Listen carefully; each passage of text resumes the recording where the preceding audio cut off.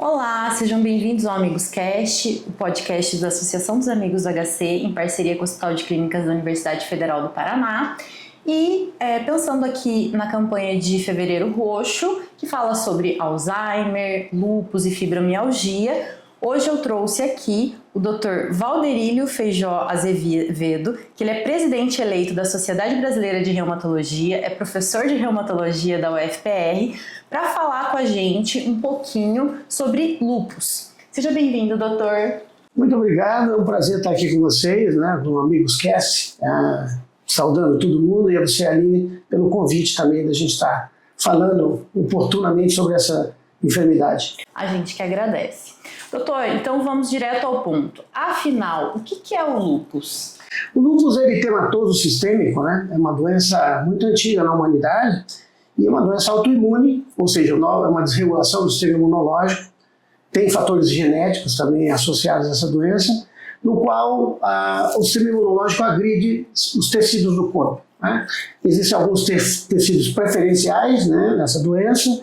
Por exemplo, uma doença que agride muitas articulações e a pele, e ela também é uma causa de grande morbimortalidade entre jovens, É uma doença que pode agredir os rins, os pulmões, o coração, o sistema nervoso central, o sistema nervoso periférico, e é bastante chamativa porque causa um impacto, realmente em termos de qualidade de vida para as pessoas que têm essa enfermidade, e também é uma doença que causa um impacto no orçamento da saúde em geral, porque esses pacientes precisam ser tratados e muitas vezes o tratamento é multidisciplinar, envolvendo psicólogos, fisioterapeutas, reumatologistas e outras especialidades como a nefrologia, a neurologia, etc. Então é uma doença de grande importância para nós, apesar de ser considerada ainda uma doença rara, pelo volume de pacientes, a sua prevalência, o número de pacientes por 100 mil habitantes, abaixo dos 60 pacientes que preconiza a Organização Mundial de Saúde, mas é uma doença de grande relevância, de qualquer maneira, além dessa questão da sua raridade. E, doutor, tem tipos diferentes de lúpus? Sim, o lúpus mais comum é o lúpus cutâneo articular. Esse talvez a grande maioria dos pacientes, são em geral mulheres jovens, estão lá entre seus 20 e 40 anos, mas é um lúpus assim, que mesmo a forma cutânea articular ela já causa impacto na qualidade de vida. Tem várias formas de acometimento na pele, principalmente a forma mais comum e que é a que chama a atenção para o diagnóstico é a forma que dá o nome da doença, que é lúpus, que faz aquela mancha no rosto, que em asa de borboleta ali, e as manifestações articulares, que embora não seja uma artrite que causa grande deformidade, mas ela também é uma artrite que causa grande incapacidade.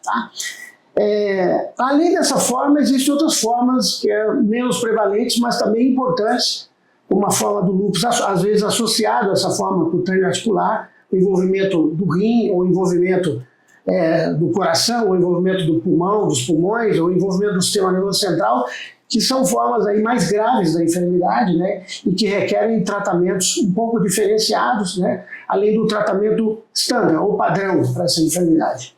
O senhor explicou que ataca os tecidos, tem impacto nas articulações.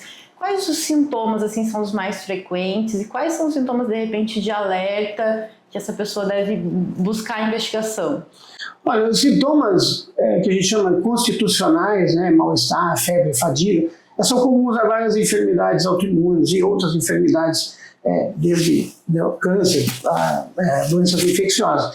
O que distingue, na verdade, chama atenção, normalmente são as lesões cutâneas, e as dores articulares, às vezes com edema, que a gente chama de sinovite, fazendo derrame articular, Várias articulações podem estar acometidas, normalmente no esqueleto apendicular, então nos braços, nas pernas, não costuma agredir, não agride, na verdade, o esqueleto axial, lúpus, como outras doenças como a espondilite anquilosante.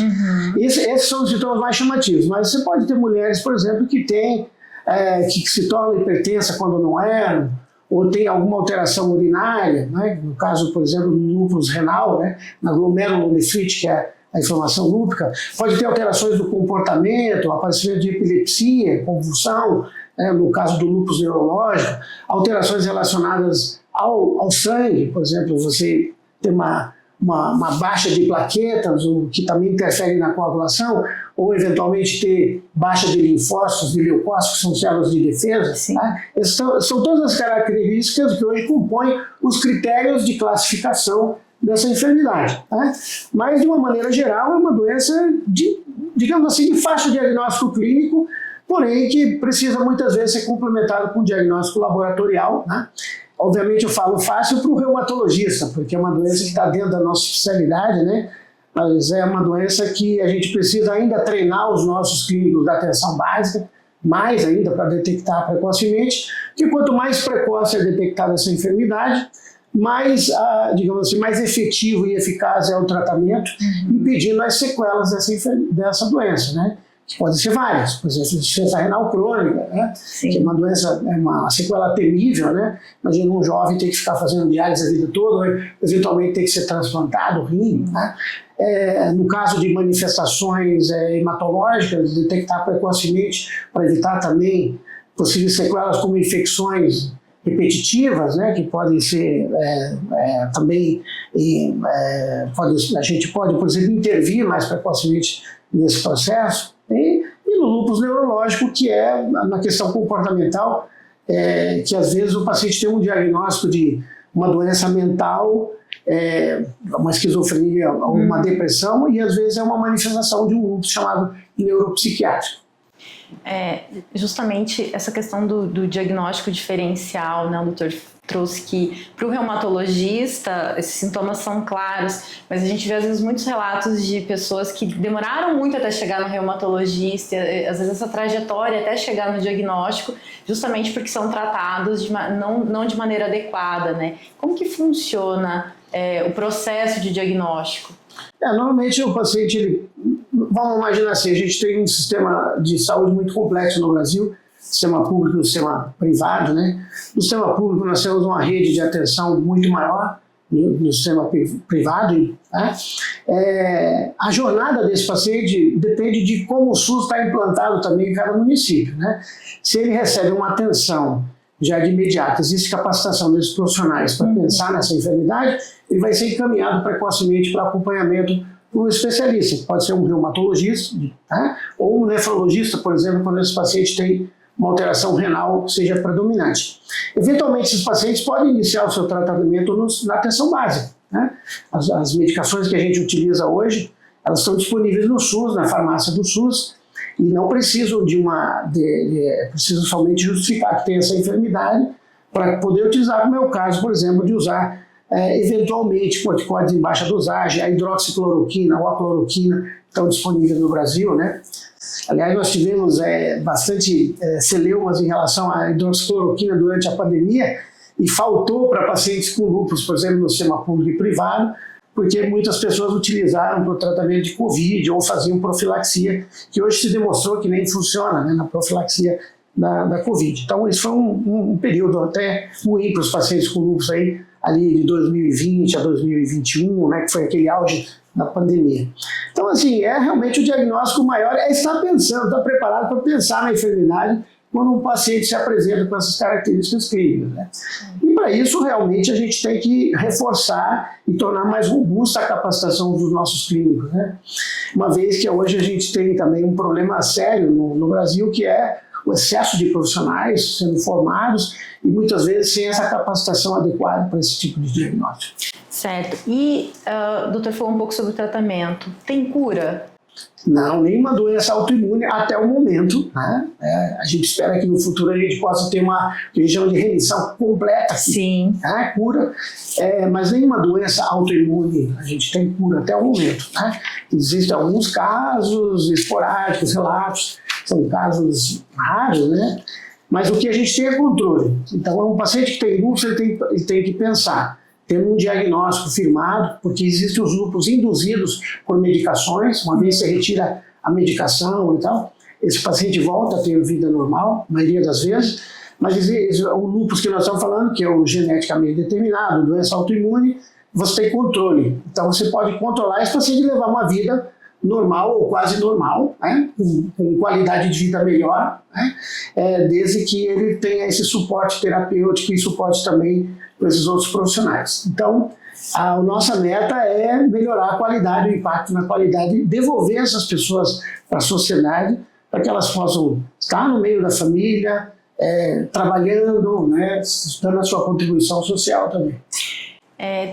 Existe tratamento, então, medicamentoso, e o impacto da qualidade de vida, dos hábitos de vida, influencia na doença? Existem algumas orientações para o paciente que tem lúpus, né? Existe um efeito maléfico, o deletério da luz solar, né? Especialmente nas células dos linfócitos, etc. Por isso que a gente fala, o paciente tem uma fotossensibilidade e não é só a pele que piora a doença como um todo. Então, se o paciente se expõe ao sol, ele tem que se expor com filtro solar a 80 para cima, né? E por pouco tempo, né? Que é o que é preconizado. De preferência, aquele sol que é menos agressivo, lá antes das 10 da manhã ou mais no finalzinho da tarde. Então, é um cuidado que os pacientes têm que ter, né? Existe também um cuidado com, por exemplo, durante a terapêutica, de associação de medicamentos, né? Saber que medicamento pode ou não pode, que tem interação com os medicamentos. Então, são cuidados assim, do paciente, né? Protetivos em relação à prevenção, que podem ser aplicados, né, nos pacientes com lúpus. Eu queria só salientar o seguinte, eu falei da hidroxicloroquina aqui, mas existem muitos outros medicamentos disponíveis hoje no sistema privado e na saúde suplementar e no sistema público para o tratamento. Então, é uma doença muito bem estudada, o lúpus hoje. Existem as recomendações da Sociedade Brasileira de como abordar esses pacientes, tá?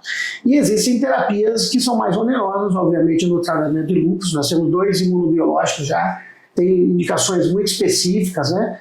E a pipeline que eu falo, que são os estudos de novas drogas na indústria, a lúpus é uma doença de foco. Então a gente vai ter muitas possibilidades terapêuticas aí para os próximos anos. Isso é muito positivo e cria um ambiente muito otimista para os pacientes que são portadores de lúpus eritematoso sistêmico. Então, doutor, muito obrigada. Acho que são informações muito importantes para a sociedade, para os profissionais de saúde também, para terem atenção em relação aos sintomas do lúpus, para a gente não ter, às vezes, um diagnóstico tardio, né? E esses pacientes não terem grandes prejuízos em relação a isso.